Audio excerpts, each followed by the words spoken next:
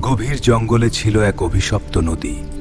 সব পশু সেই নদীকে ভয় পেত, কারণ সেখানে রাতে অদ্ভুত ঘটনা ঘটত। একদিন ছোট্ট হাতি সেখানে পানি খেতে গেল। সবাই তাকে থামাতে চাইল।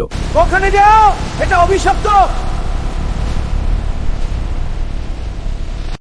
হঠাৎ নদী থেকে এক ভয়ঙ্কর ছায়া উঠল।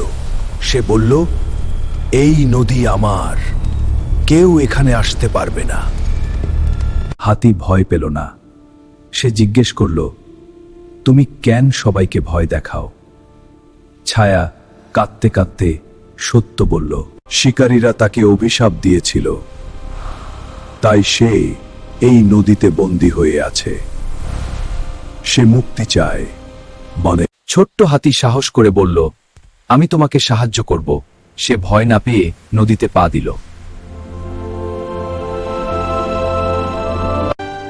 হঠাৎ অভিশাপ ভেঙে গেল। পুরো জঙ্গল আলোয় ভরে উঠল। ছায়া মুক্ত হল।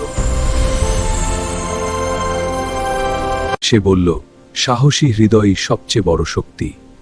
সেই দিন থেকে নদী আর ভয়ঙ্কর রইল না। আপনি যদি এখনই সাবস্ক্রাইব না করেন, তাহলে পরের ভয়ঙ্কর গল্পটি মিস করবেন। আর বিশ্বাস করুন, এই রহস্য জানলে আপনার দৃষ্টিভঙ্গি বদলে যায়।